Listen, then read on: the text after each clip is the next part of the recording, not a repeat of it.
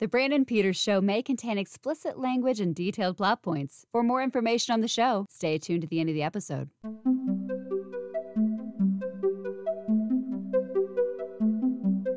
Hi, welcome to a special edition of my 4K BLUsday segment.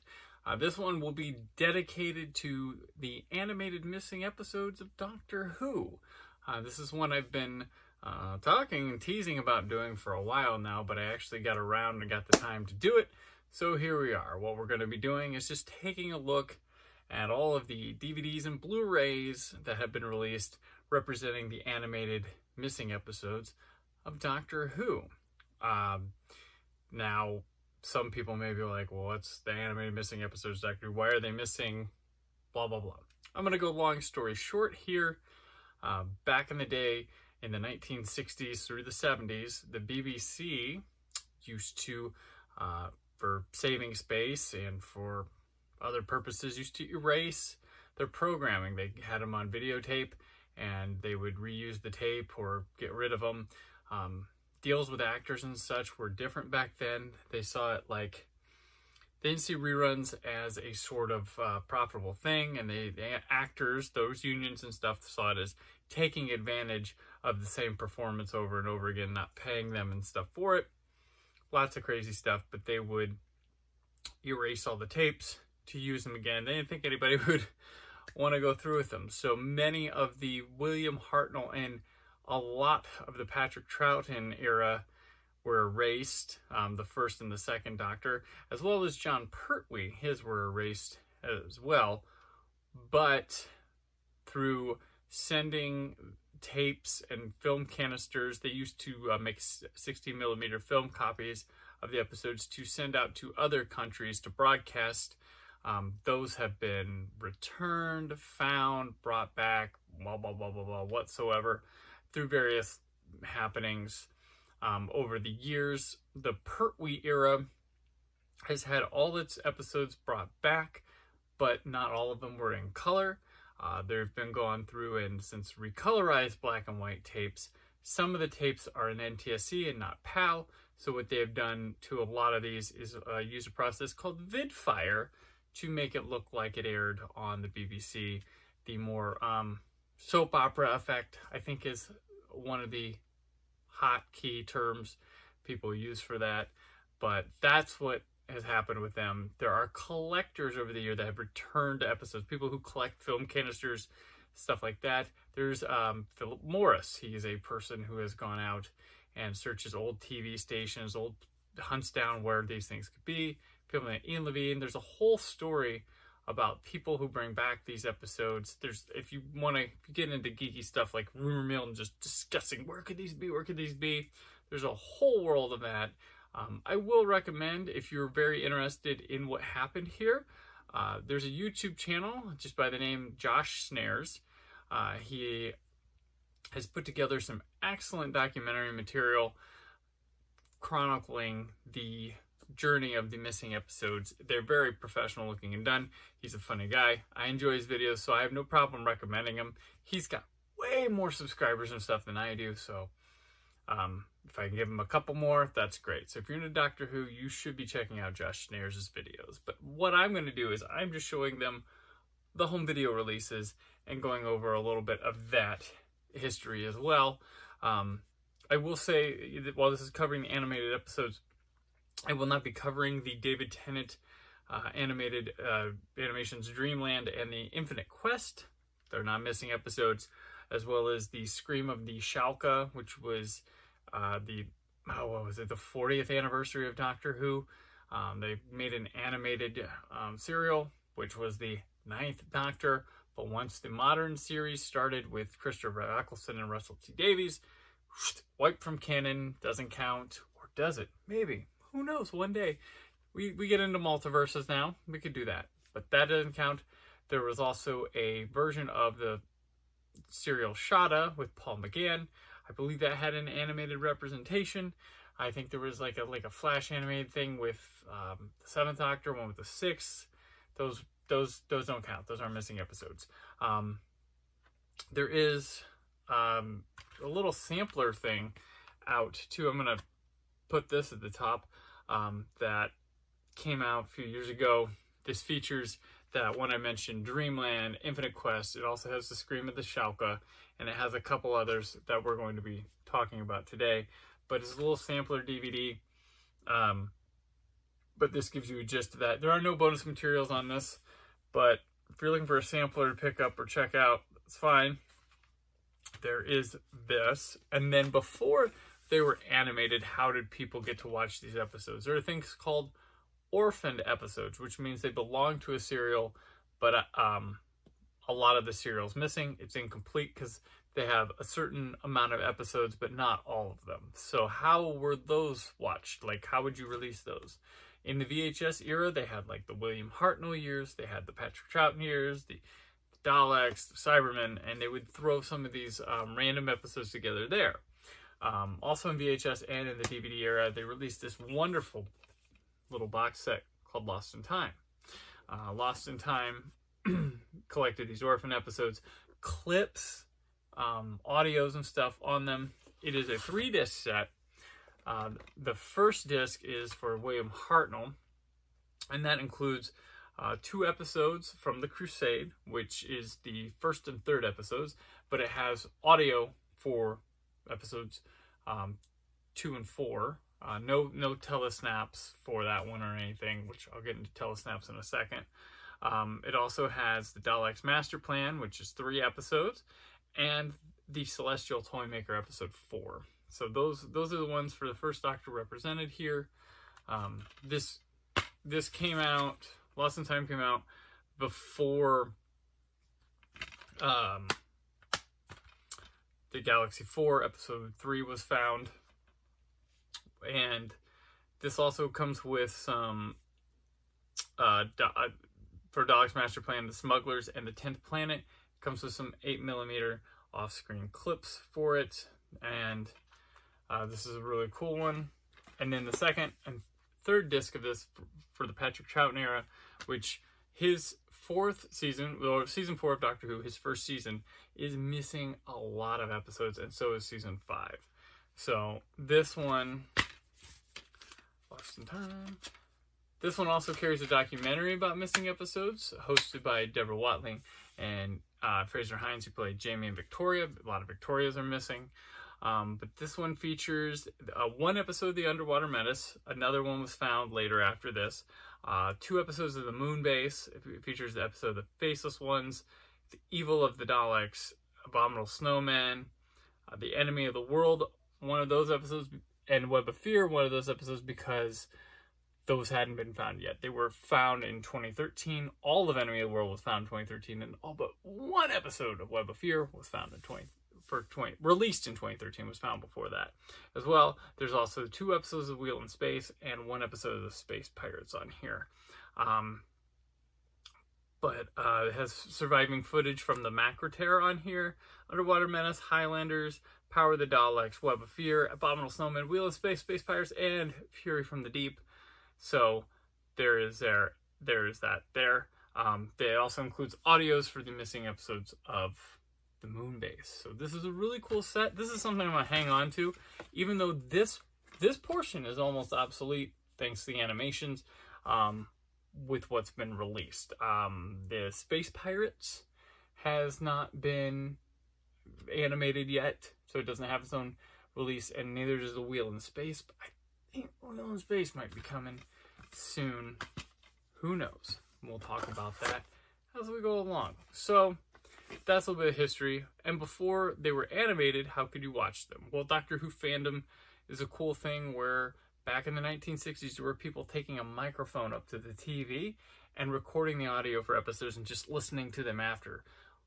Keeping those little reels and stuff and those little audio recorders has proven priceless, because they are the audio with which people know what happened in these stories, and also have been used. They're part of the animation, so we've had the audios.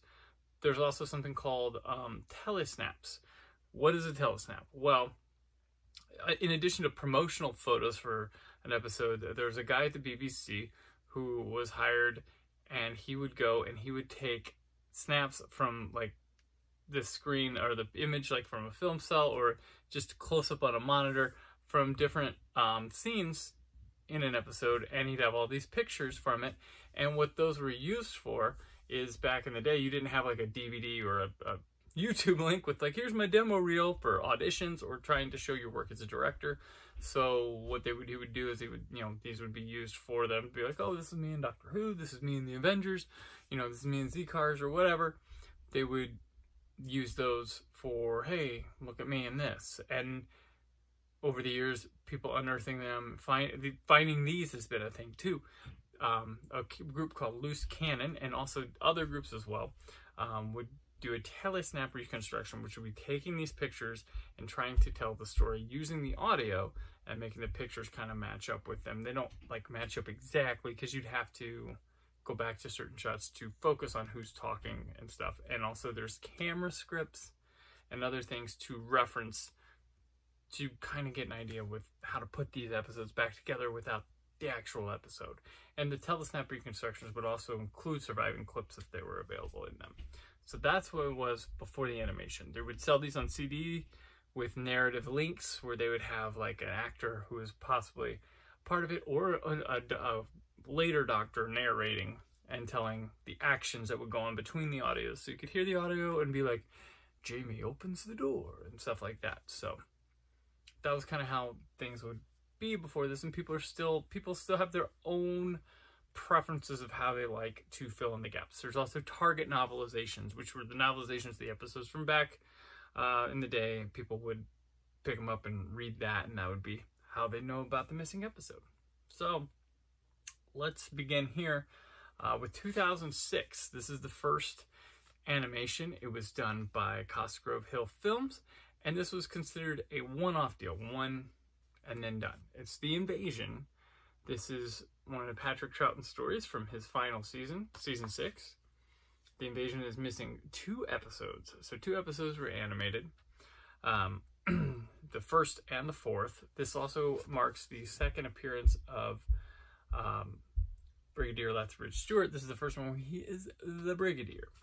So I'll go in here. Here's the disc. But this animation was done for this Cyberman story. It also has one of the best human villains in Tobias Vaughn.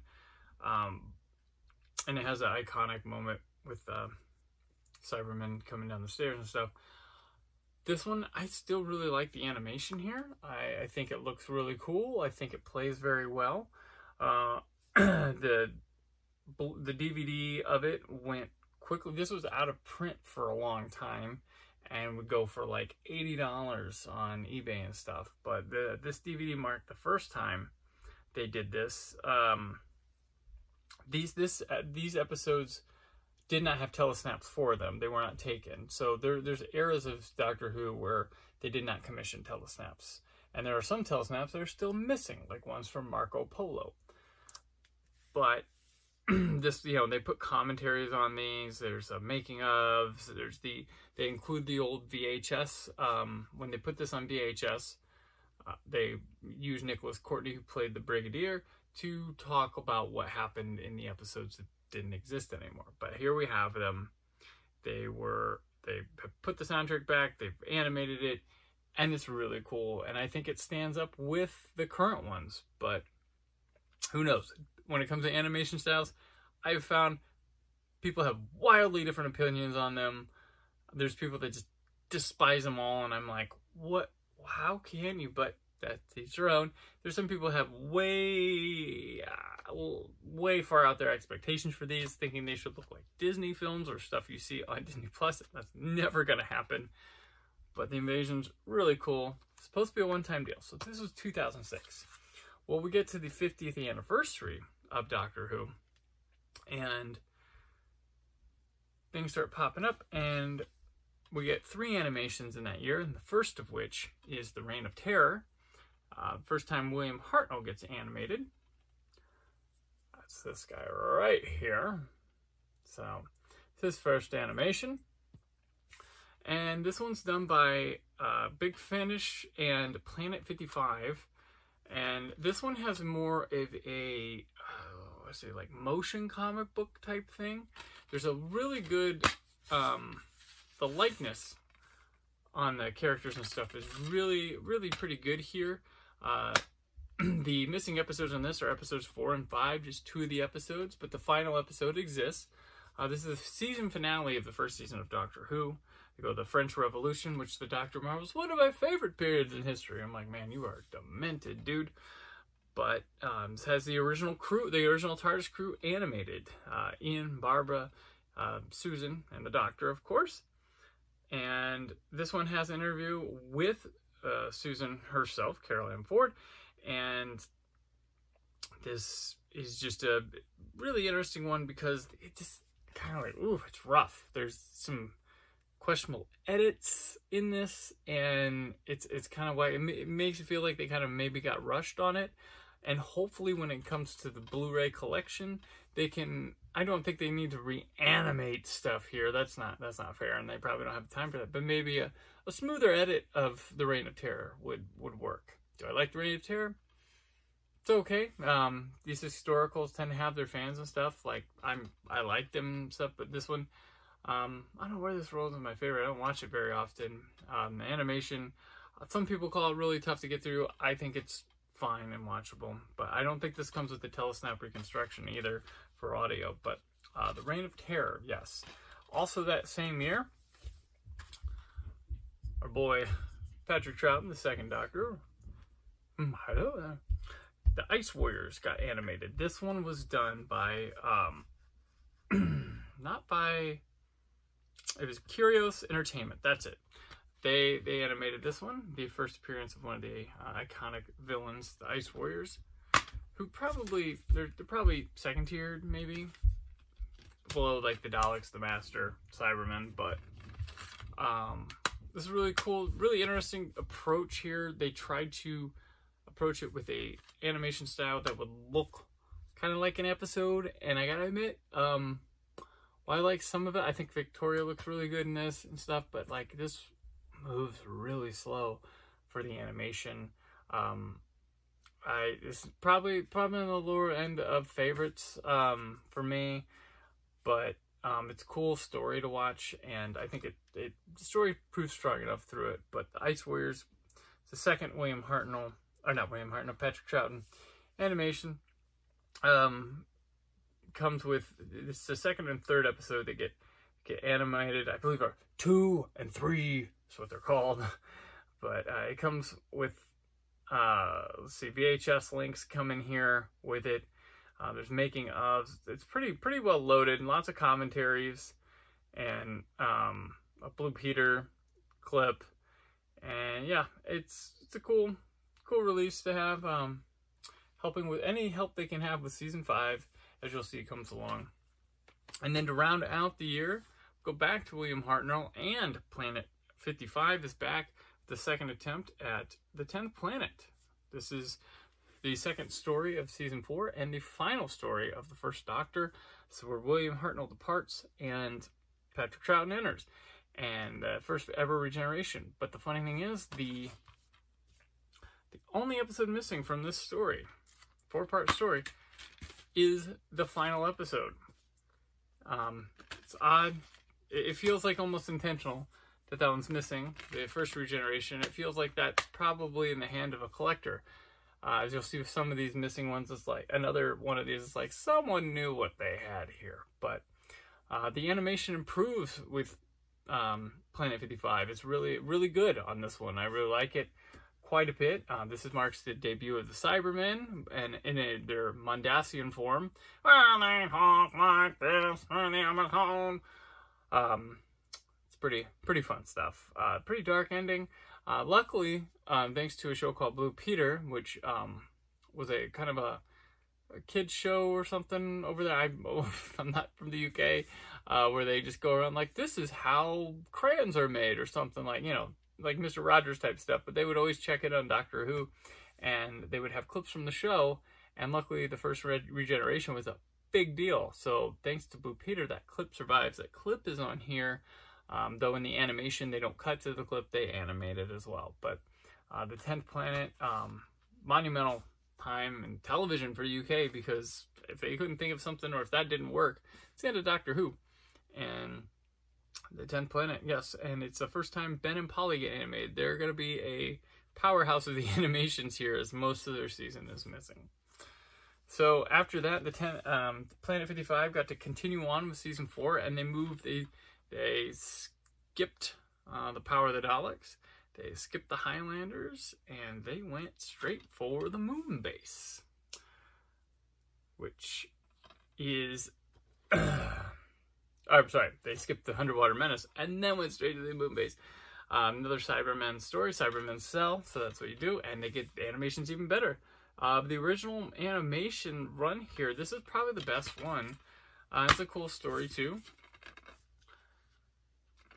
It's where they are on the moon, and it's got a little change in design. If you notice, they definitely changed real fast from the Cybermen, what they look like. But this one has those missing episodes that were on that previous disc, but now they're and the episode are animated.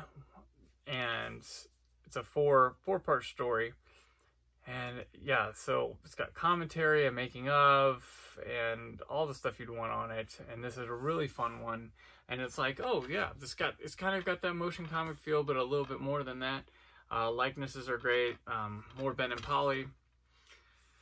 Polly more so than Ben. Ben gets kind of, and it's not all Michael Craze's fault. Jamie comes in, the companion, and they've got a crowded TARDIS, and Jamie and Ben just kind of overlap. Polly's sweet. Annika Wills, awesome, fun to watch. Love her voice. But yeah, this is a cool one. The next they were going to move on to the Underwater Menace. Back a story. This was commissioned to be the next animation. Unfortunately, there's no animation on this one. Why am I showing it to you? It was supposed to happen, and it didn't. 2 episodes of this needed to be complete, but this one was brought out to give that other episode that was found later a home. They gave a telesnap reconstruction, but they gave it with the most minimal work possible by design. I don't know why, but it's just the telesnaps in order, and the audio just sitting on them as long as it can until it needs to change, and it just is, it's like, what in the heck, guys? But this one, nothing in the world can stop me now. Still a well put together release, just needed to have animation. Unfortunately, yeah, they didn't animate it, but hopefully people are hoping for a special edition in the future to be revisited. So then the animations stop. They're all done. Not cost effective. Blah, blah, blah, blah, blah. But then we get to the 50th anniversary of the Power of the Daleks, and animation's back. So they're going to animate for this. And this one comes from BBC Studios. They start putting together this story, and this is the first time they've actually done a story where every episode's animated. So every episode of the Power of the Daleks, Patrick Troughton's first story, is gone. It's missing. Can't find it. Well, here they go. And in the middle, discs aren't that interesting. In the middle of it, BBC America jumps on board and says, hey, we'll help fund this. We want to air it on BBC America, but you got to put it in color, because apparently us Americans won't watch a black and white animation. So they have to, after the fact, it was made for black and white, and they had to add color. And then they rushed it out for the 50th anniversary. So this is kind of very Flash animation looking. It's rough around the edges, but I rather liked it. I never had a huge problem with a lot of it.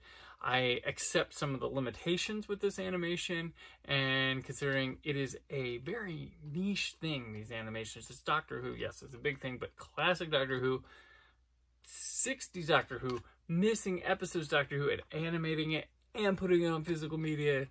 Niche. So I'm more than willing to give them a break on limitations to make a smoother watching experience. But this one came out on DVD first, and then it came out on Blu-ray. And then I have the Australian one of these. There was a Steelbook very much looking like this. I missed out on that. I don't have that one for this one. But the Power of the Daleks came, and this is a great story. I think the story just overcomes everything. Like, there's telesnap reconstructions. You can watch too, and it's a haunting little story. It's one of the coolest Dalek stories. Might be my favorite Dalek story. I'm not sure about that, but this one's really good. We'll come back to that one in a bit. You'll see. The next place they went, though, was a missing episode of a different sort, as we visit my boy, my favorite Doctor, Tom Baker's fourth Doctor. This team, the BBC went and did Shada.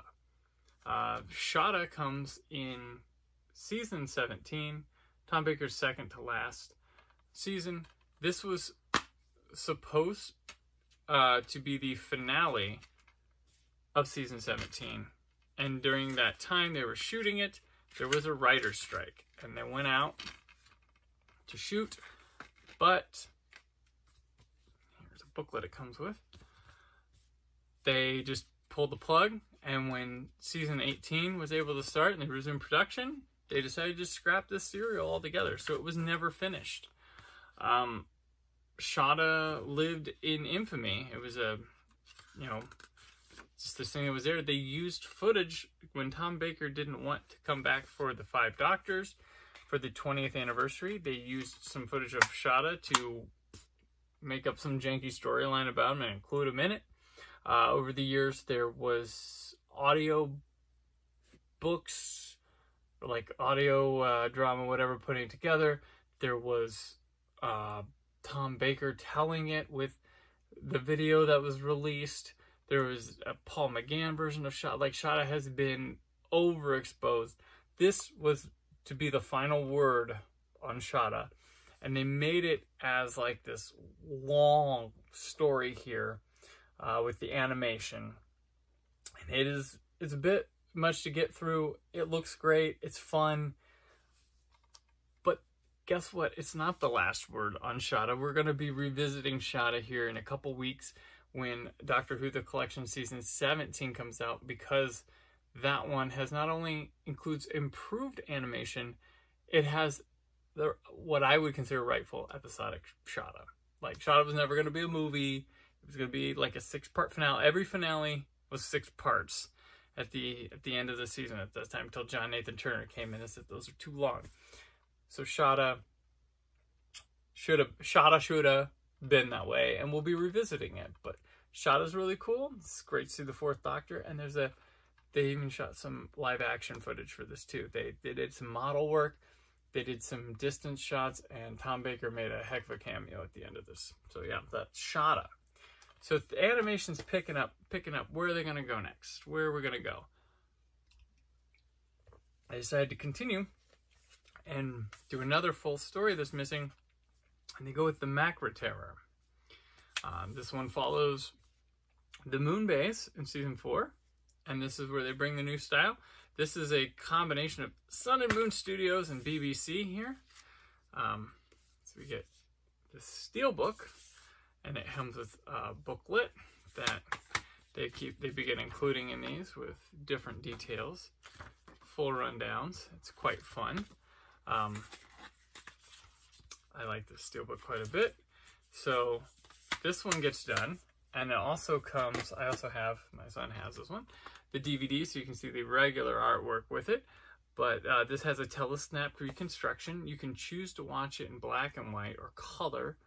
I know people want to be purists and stuff, but they're starting to do really good with the color animations and stuff.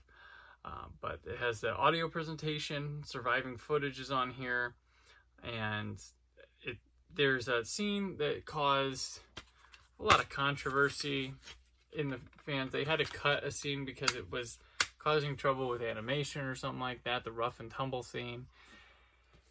And, well, these aren't going to replace what's there. It sucks that it's gone, but you know what? Hey, I'm happy to have this over nothing, and it makes it fun to watch. And maybe someday that rough and tumble gets added. Maybe they find the episode and cry about it, but I don't care if they take liberties. What they're doing under, the conditions they have, and probably not a lot of money to make these, I'm fine. So this is the Macra Terror. This is a really awesome animation, really cool story. Definitely got a lot of hype. And the fact that it's not Daleks, the fact that it's not Cybermen or any notable creature stuff, it's a random character, random one-off that ended up getting referenced up in the David Tennant era in Lockdown, which got included with this Steelbook version. incredible. So they were like, "Ooh, maybe we can let's try like some more." And then they went with the faceless ones, which is a story I really like. I watched this telesnap reconstructions of it, and this one is about this things called chameleons that are replacing teenagers, taking over the Earth. It's Ben and Polly's final story, and yeah, it's a pretty cool one. I was surprised when they went with it, but I was like, oh, there looks like they might be traveling through season 4 through here. I'm not gonna completely open all these. So that is really cool, and this is a longer one, including an episode. But what they did with this one that changed things up, I also have the regular Blu-ray so you can see it. That's actually funny because this is an image modeled off of Salamander from Enemy of the World, Patrick Troughton doppelganger, who's an evil dictator in the future. It's kind of funny.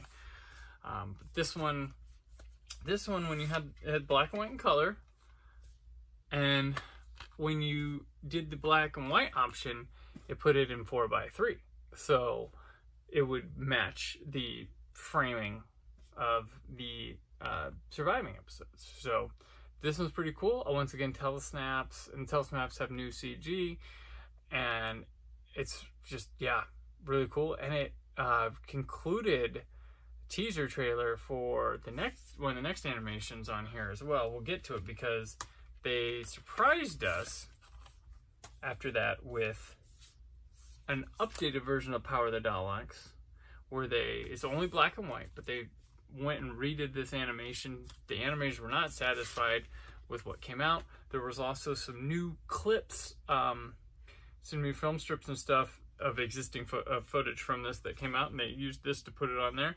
They did a whole special edition here, and it's even better. Oh my gosh, I love Power of the Daleks, and to see it over and over again. Unfortunately, there was no steelbook for this one that came out. Here's the booklet where they were doing cool things. I wish I could see this one in live action a lot. I don't know. When people ask which one do you wish existed the most, like this is one I almost argue might be the one. Who knows? Because there's a lot of other good ones. We'll get to what I want to see later. And then after that one was Fury from the Deep, which took by surprise, which comes from Big Finish Creative. They come back in here, and now we have 2 teams working on these animations. This, of course, is Victoria's final story. Different style of animation here. This is a creepy story. This is even though no episodes of this story exist, this has been a favorite for a long time, and it's creepy. It's got one of the creepiest things. One of the surviving clips. It's great that one of the creepiest Doctor Who moments still survives from a censor clip because it was deemed too intense for Australian audiences.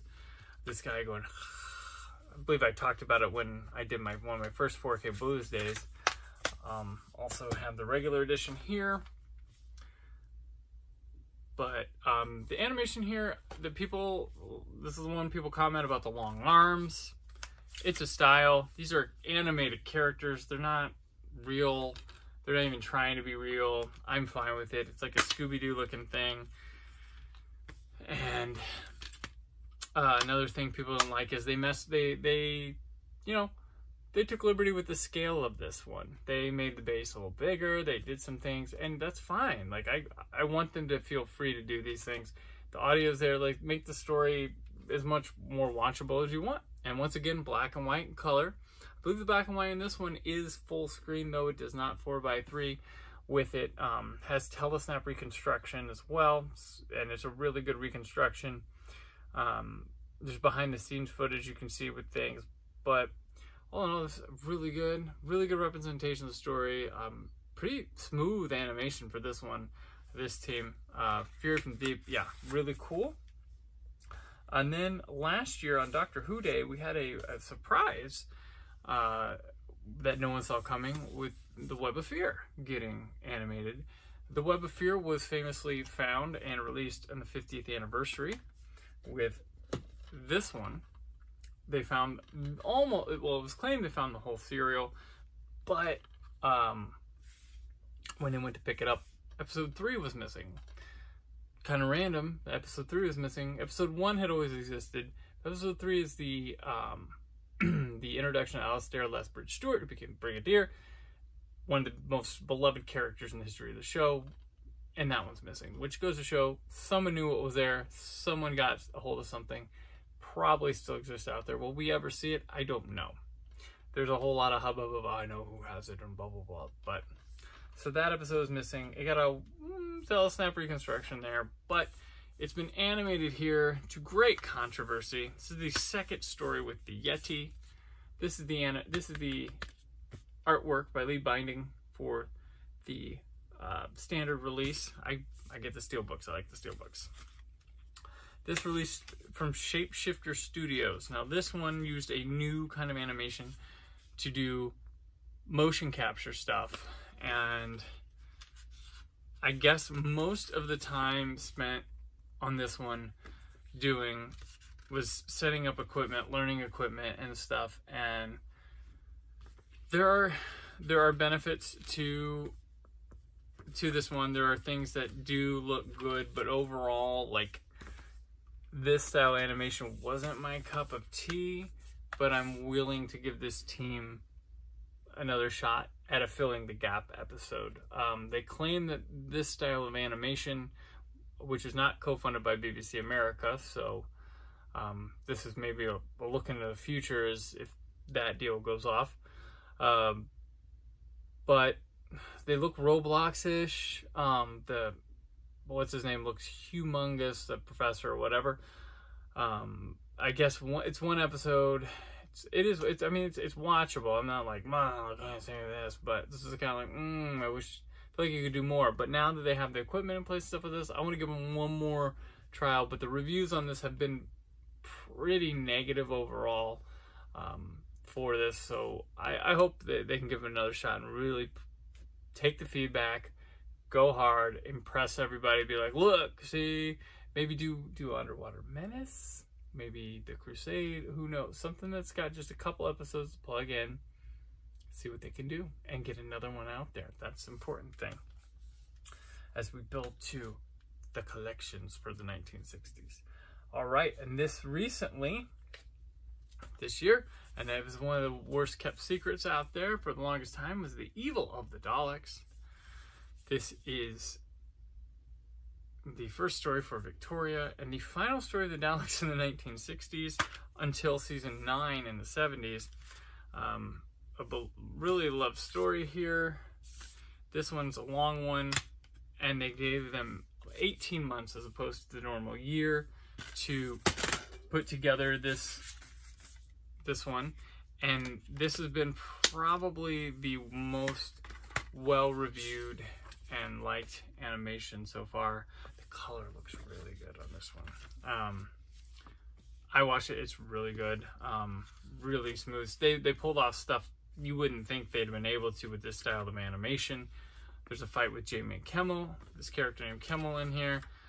But yeah, they just really nailed it here with this. I don't get why this artwork looks so cheap, but it doesn't in the thing. And this is the final story of season 4, which means all they have left in season 4 is the first story, The Smugglers.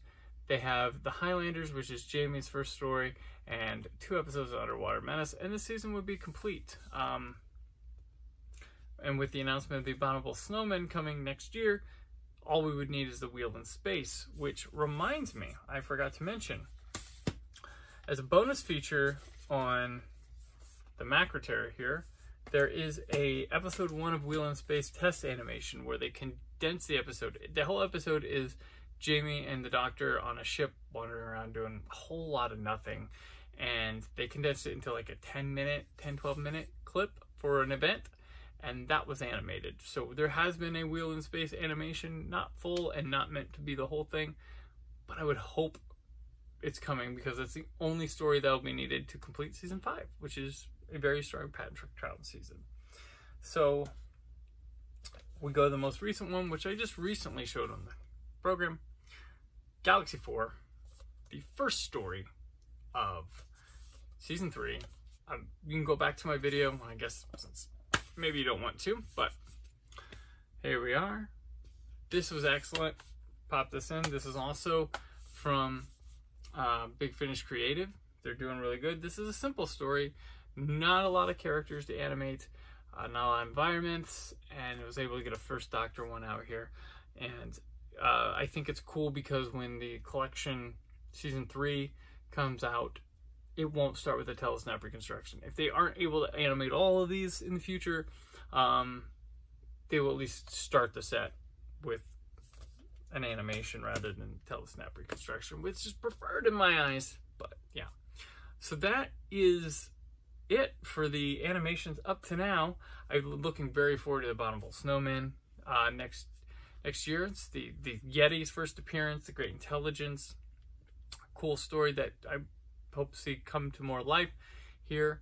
What would I like to see? Let's see. What are my top? Let's go with top 3 because we're winding them down with animation. Top 3 stories I'd like to see animated in the future. Toughie here. I would say, and at its best, so a best animation, and saying all the episodes, nothing will ever be found again. What would I like? Well, I would like one. I go with Marco Polo. Marco Polo is a great historical from season 1, one of the best historicals. It's a thing of legend. I mean, people would love it. If one story could be found, people would love it to be Marco Polo. That would complete the first season, fully animated, but Marco Polo is a really cool story, and it really even is so strong. The telesnap reconstruction is super engaging to watch with that audio. So I'd say Marco Polo is one of them. I'm going to say also Wheel in Space, because I love Patrick Troughton. It's got Cybermen and Zoe, who's an awesome companion's first story. I know it's not like a favorite, and maybe the weakest Cyberman story of the original 1960s, but I still like it. I still enjoy it. I think the Cybermen float around in space is really cool, and that'd be a good one to animate, and you would complete season 5, so that's cool. And the third one I would like to see, well, obviously be the Daleks Master Plan, because it's a huge sweeping epic story of the Daleks. It's really awesome. Sarah Kingdom is, if you call her a companion, I don't know, it's debatable.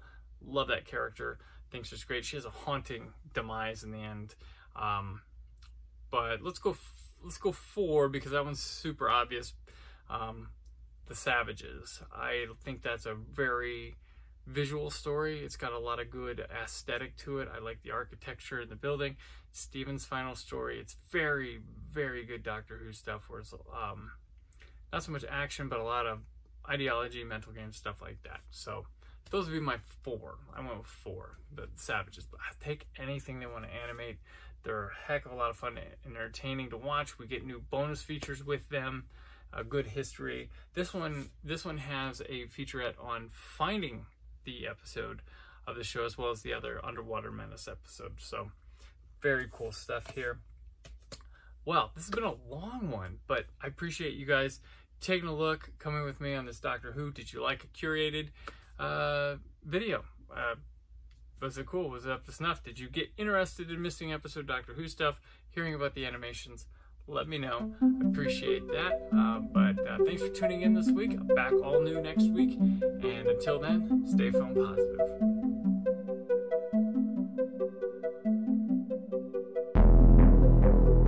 Thank you for listening.